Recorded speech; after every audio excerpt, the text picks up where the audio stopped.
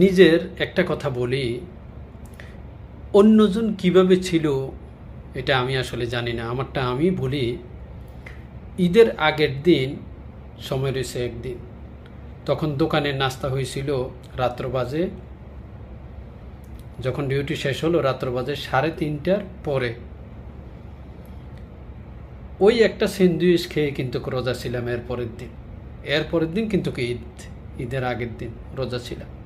উদ্দেশ্য ছিল কি, আল্লাহ গুনাহগুলো যাতে মাফ হয়, আল্লাহর যাতে নৈকট্য লাভ করতে পারি, আল্লাহর যাতে বেহেশত আমার কপালে জুটে, এটাই কামনা ছিল। তাই এটাই বলছি, অন্য কেউ করুক না করুক, নিজের পুঁজিকে আঁকড়িয়ে ধরার জন্য আপনি আল্লাহর ওপর ভরসা রাখতে হবে।